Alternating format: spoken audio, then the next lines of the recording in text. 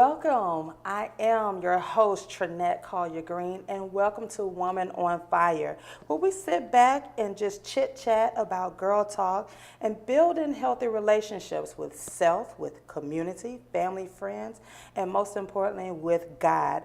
And today on the show, we have the dynamic, very special, awesome woman, Sylinda Mumphery. Let's help me welcome her today.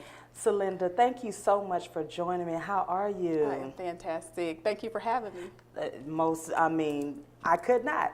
You're just the woman of the decade. This woman is so awesome, so dynamic. She's an author. She's a writer. When I tell you she's doing it all, she's doing it all. So let's jump right in. Who is Sylinda D? Well, I am Sylinda D. I'm an author, mentor, empowerment speaker, and radio talk show host. Wow. Most of all, I am a child of God. Yes, you are. Yes, the most important thing. Yes. Wow. So tell us more about your books. What books? I know you have 2 out now. So tell us more about that. Well, I've written 5 books. Oh, okay. I'm sorry. Yeah. It's okay. See, I told y'all she doing it all. It's okay. I've written 5 books. The first book was Malcolm and Peanut, which is a children's book. Because, I work with young girls, too. I have a girls' mentoring program called Girls to Pearls mentoring program. And then I did a book called In the Name of Love, which is a book for teens. Okay. And after that, I wrote Heal My Private Parts. Okay, right. And then The Secrets Within, and my recent book, The Heartbeat of a Woman. Okay, wonderful. So let elaborate some more on the, because again, you are a mentor. Tell us more about your books for the girls and teens. Definitely. In the Name of Love, I wrote that book. It's so amazing because I've worked with kids for so long. I taught dance to children for 13 years. Okay. And along the way, just mentoring them, coming to me, Miss Sylinda, I need to talk. Miss Sylinda, I need help. So it started opening up a door for me to talk to them. Really? And this book talks about a young girl who's looking for love in all of the wrong places. Wow. So often, especially the society that we're living in today, our young people are looking for love in the wrong places. And all that attention, the world has given them this falsified idea or identity that they can be this person or that person by following what they see on TV, social media, or even in music. So it is my responsibility to come in and speak to them and tell them who they really are, speaking to everything that's dead inside of them, telling them you have potential, you have purpose, you have a promise, everything that God has put in you, you walk in that and walk in it in pride. So that's what I do when I come to talk to the young people. Wow. And you said, why is it your responsibility? Most people don't think that because they feel like that's somebody else's child. I do my part. But you're very active in your community and so forth. So why do you feel like it's your responsibility? Well, because it takes a village. No, I do not have children. I do have nieces and nephews that I call my children, and then all the children that I work with. But it is our responsibility, Trinette.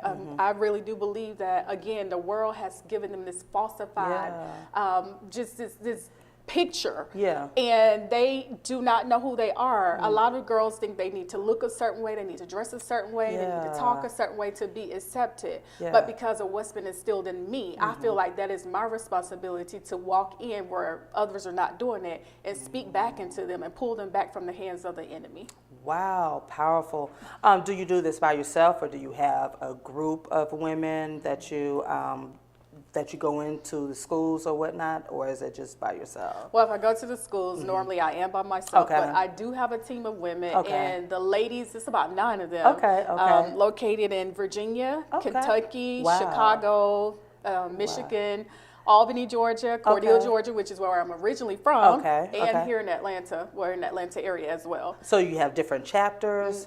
Or, wow, that's awesome. It is worldwide. We reach them everywhere. Yes. That is awesome. So is it just for the girls, or is it both boys and girls? Just the girls. Just the girls. Okay, wonderful, awesome. Sylinda D, we are here with her, and she's talking about her books, her mentor group. Tell us some more about your other books that you've written. You guys, she has a powerful testimony. We're about to go into that. So tell us more about your books. Okay. Heal My Private Part. That's what Yeah. started laughing. That book is about healing the private parts in your life. When I wrote the book and I started telling people what the title was, ooh, Heal My Private Parts. Yeah. But it's all about those things that we hold private on the inside of us, those things that we don't want the world to see. We don't want them to know. So we're dressed up and messed up. We're beautiful and broken. We don't want the world to know. So we have to keep this facade up to allow people or tell people that, hey, I'm doing good. Well, on the inside, you got all these broken pieces, and every person that's coming in contact with you, they're getting broken on those pieces as well. So it's leaving blood as you walk along the way, and those that are coming in contact with it are being affected and infected by that blood that's dripping. Wow, that's powerful. What led you to write this book? What heal private? Because when I first heard the title, I was like, private parts. Wait a minute, what's she talking about?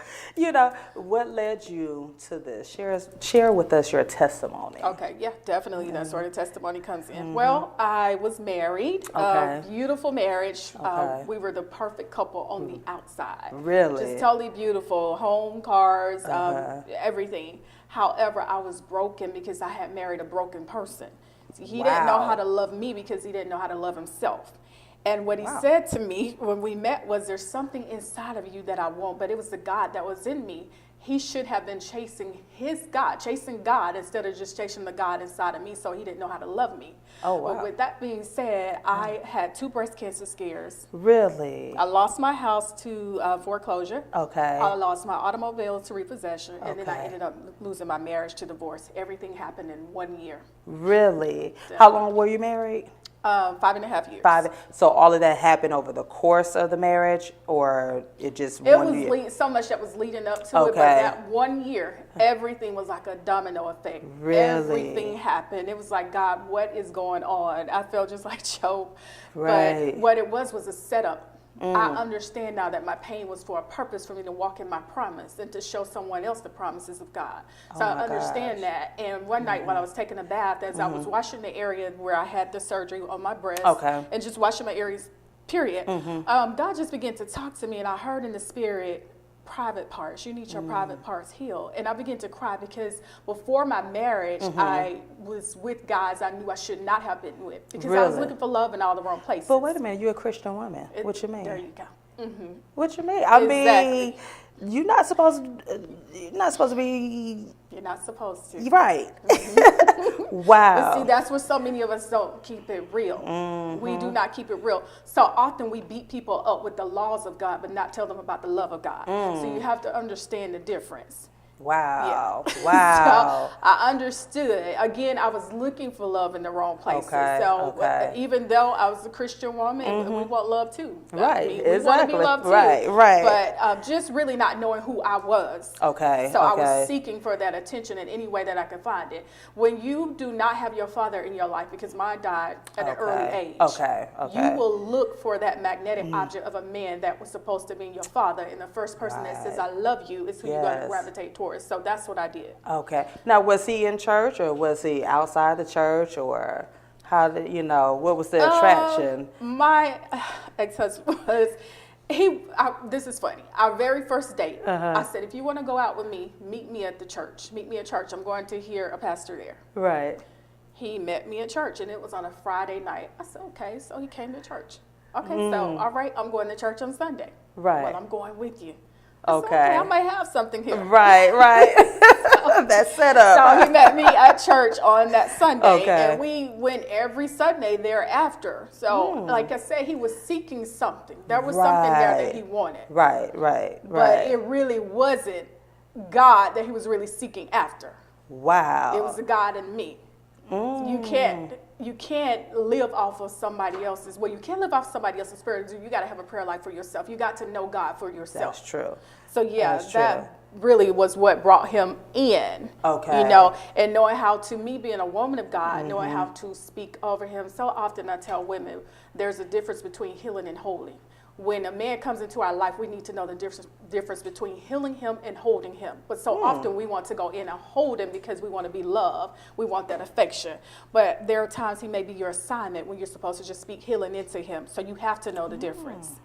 Wow. Wow. Yeah. So I do believe that that was my assignment now. Yeah. Okay, I see what you're saying. Because you had the love of God in you, and like you said, He was seeking something, but you didn't see that. Right. You didn't see. Okay, so when He now, did you continue to have the relationship with God, and still try to date Him, but did you see any other signs that you weren't supposed to be with Him, or did you actually see Him as an assignment?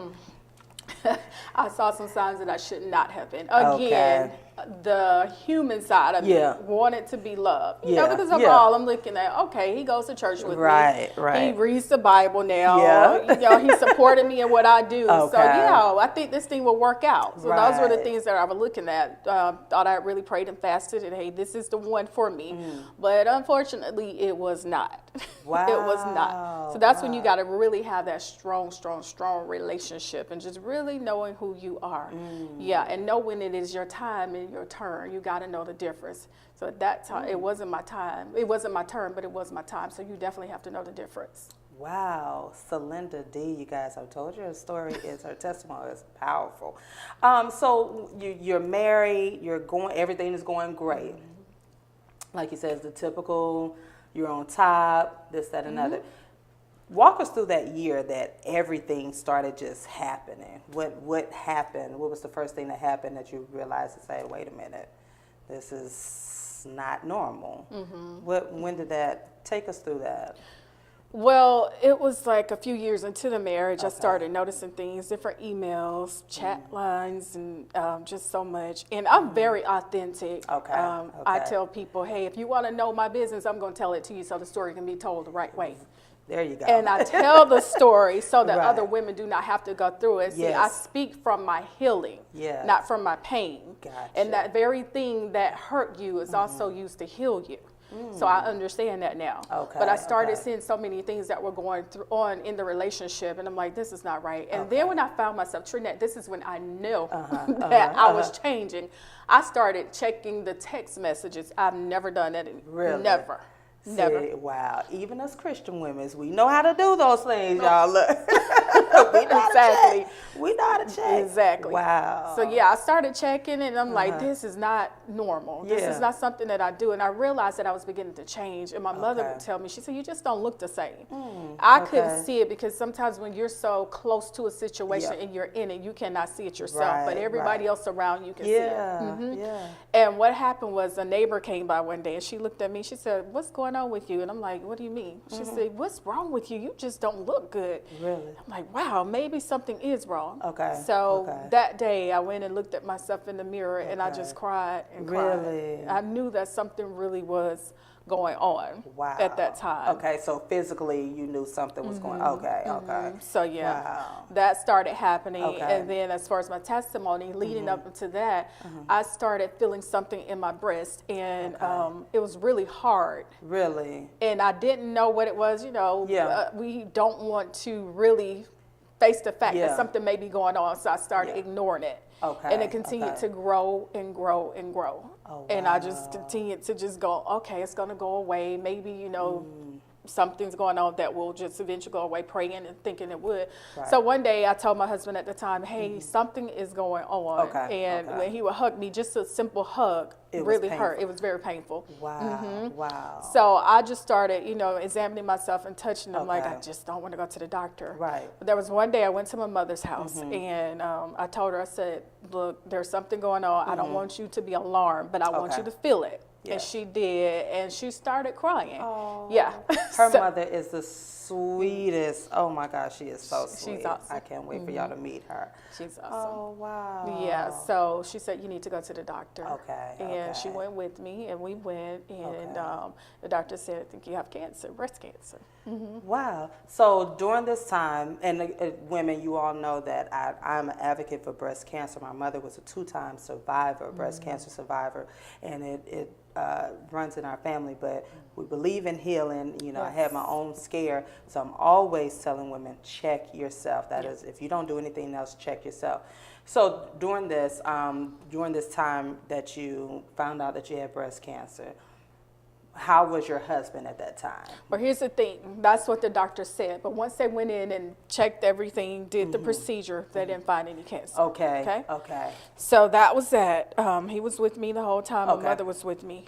Then it came back again. Same breast, and it continued to grow even more. Wow. During the process of everything, the doctor was giving me the wrong medication, I found out. Are you serious? Wrong medication. Wow. Yeah. So for an entire year, almost, I think I worked maybe 2 months out that year. Really? Yes. And the entire time you're dealing with this, and you're praying, you're like, God, okay, what's going on? And you're trying to keep your faith and stay faithful. Was it really hard for you to stay faithful, or you were just, I know my God is a good God and he's a healer? What were your feelings at that time, during this time? Kind of mad. Okay. Like, God. Okay. And I want you to be honest, and that's what we try to tell people. Just because we're Christians don't mean that we were just like hunky-dory over situations. So you said you were mad. Okay. Yeah. Wow. Yeah, I was mad, trying to figure things out. Lord, here I am being a faithful wife, trying to be a good daughter, good sister, be a good person overall, and serving you. So, Lord, why are you allowing this to happen to me? Right. What was it that I did wrong?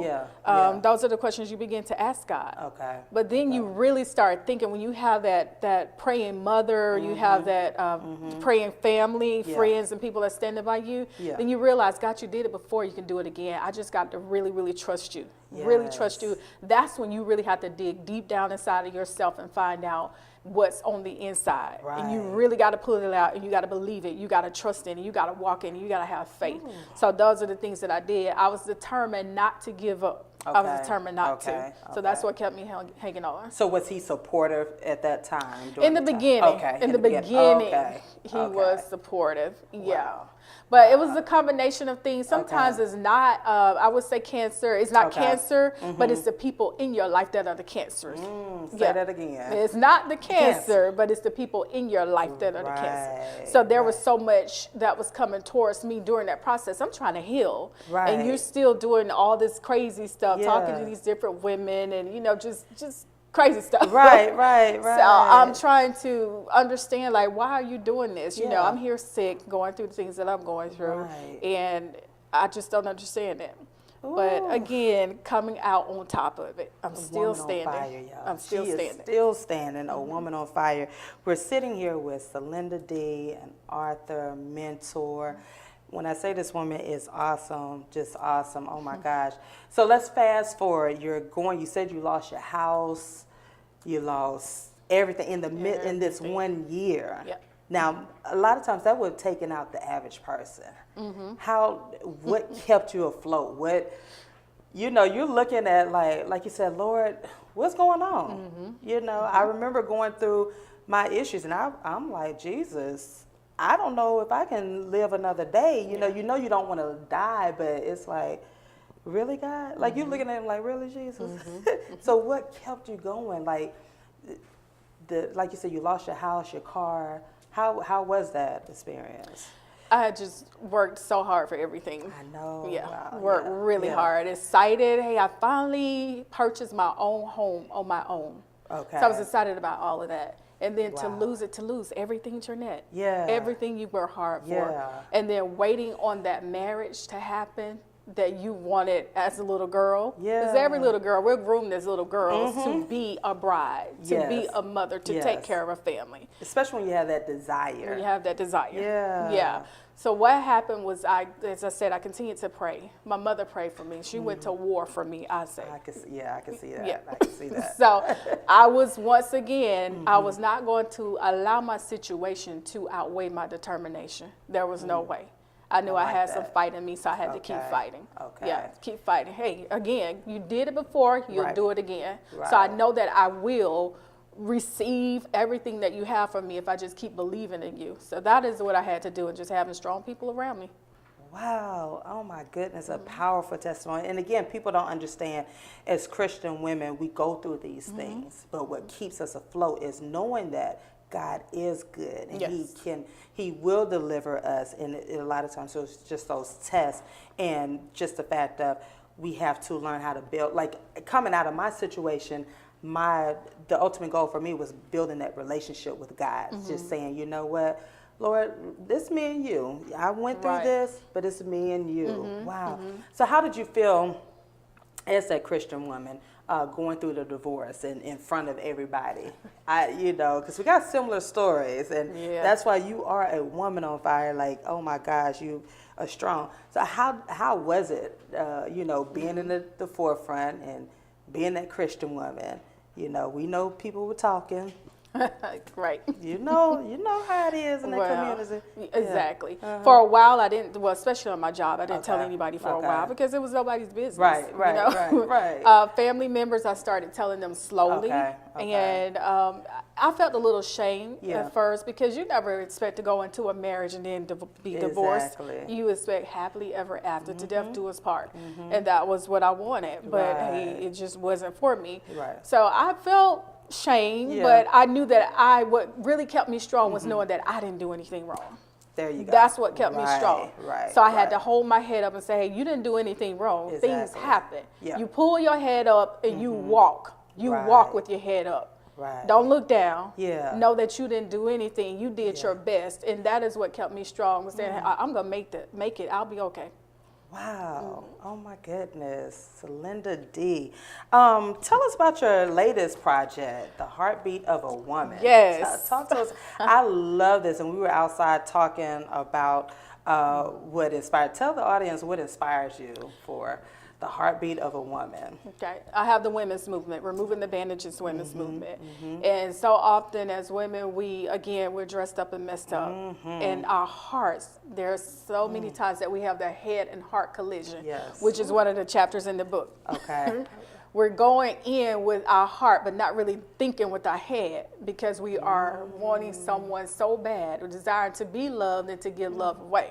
Wow. Ooh. But I always tell people, if he or she has not been healed by God, leave them where they are until they have been released by God to be loved or to give love. Now, Sylinda, we're not going to listen to that message. That's not what we want to hear. That's not what we want to hear, but we have to be real. We have to start telling people the truth. We can't tell them what they want to hear. We got to tell them the truth, and that's going to save a lot of broken hearts. So the heartbeat of a woman, when we go through different experiences in our lives, you have the betrayed heart, or you have the fighting heart, where the woman, she's constantly fighting to prove her love, prove who she is. The betrayed heart, when she's been betrayed by family members, by girlfriends, by people that she loved. Even by fathers. I so often talk to women who have been molested by their own fathers. That's the sick heart, because you're sick. And you're trying to make sure that whomever you come in contact with or you marry, that they're not going to get that sick heart. So you're constantly hiding it so that they will not see that you're sick on the inside. Wow. And every situation that we go through requires or brings a different heartbeat. A different heartbeat. So often men say, well, she's crazy. Women are crazy. Why do they say these things? And they're trying to figure us out, which we say the same thing about them. Just a little crazy. So we're trying to figure them out. Right. Definitely. Right. But if you take time to listen to that woman's heartbeat, in the rhythm of her heartbeat, then you'll understand, okay, she's doing this or she's saying that because this is what happened to her. This is why her heart is hurting. And so often as women, we cannot articulate with words what we're trying to say, the message we're trying to get out. So therefore, we speak with our hearts. And if he only or she or whomever is listening to the rhythm of that heartbeat, then you will understand why that woman acts or says the thing that she does. That's deep, Sylinda. The heartbeat of a woman. That is very deep, because again, I remember being in that stage where it's like, I don't want to be alone. I don't want to die alone. I want someone to love and whatnot, but not realizing that my heart had been tainted and that I was hurt. And I didn't understand that until you made it clear. It's like, we really do think with our hearts. Yes. Wow. So is it your story, or is it made up of different women that you know or whatnot? How, what does it consist of? Yeah, different women and myself included. Again, I always include myself, Trinette, because every woman needs to know that another woman has gone through something, but she made it out. Yes. We need to know that. Yes. And that's why I include myself in so much of it. Wow. Yeah. Okay. Good. All The right. heartbeat of a woman, Sylinda D. Oh my goodness. Tell us how we can connect with you. Well, first of all, tell us about your upcoming events, your girl mentoring group. Tell us about that upcoming event. Right. So I have a women's conference coming up in June. Oh, I'm going back to January. June 16th in Cordele, Georgia. Okay. I have the Hope for the City, which is a scholarship for the youth, which is June 23rd. And then I have several other conferences coming up, I can't really keep up with my calendar. Right. I have an assistant to do that. And still working on part 2 of this book as well. Okay. And then I have the Girls to Pearls Conference, which is a 3-day conference that's coming up in Cordele, Georgia, July 19th through the 21st, where we're just going to have girls from everywhere just come in, and they're going to work. They're going to come in, and we're going to teach them. We're going to do so much with them, different workshops. Really? But guys, if you want to contact me, definitely go to www.sylindad, that's SYLINDAD.com. You can also find me on Facebook, Sylinda Mumphery, on Instagram at Sylinda D LLC, and Twitter, Sylinda D LLC. Definitely reach out to me. Reach out. Yes, please reach out to her, you guys. She can use the help and with donations and all of that. Please reach out to her. She is doing you are doing a wonderful thing in the community. And I just love the fact that you went back to your hometown, as we spoke before. Yes. You're back at your hometown because it starts at home. Exactly. And so those girls can see you. And so I appreciate you being here today. And you're such an awesome friend. I'm so thankful that God connected us over the past years. And I just thank you for being transparent and just letting the world know that it's okay, because y'all, when I tell you, if God can do it for her, he can do it for all of us. Amen. A living testimony. She looks good. She just on fire. This woman's on fire.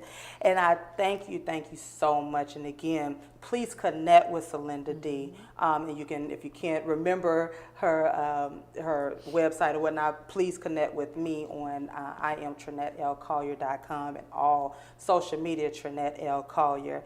And just remember, everything that we do, it's about building that healthy relationship. And you've just enlightened us today. The heartbeat of a woman, I learned something today. The heartbeat of a woman, my heart, we speak with our heart. Right. So I can't wait for, you said you have another series, correct? Okay, yes. So it's going to be parts. Do you plan on writing another part to Heal My Private Parts? Heal My Private Parts, yes, definitely. Okay, wonderful, awesome.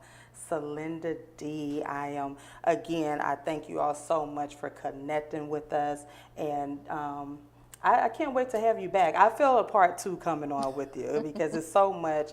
I want to know some more about Heal My Private Parts, you know. All right. Our story is just, it's connected. So again, thank you all so much. And thank you so much for joining me on this journey. And again, every day that you're able to wake up, it's a blessing for new beginnings, new chances. Live, love, and laugh. God is so good. Life is good. And I thank you again. Again, stay connected. TrinetteLCollier.com. And until next time, I will see you later. Bye-bye.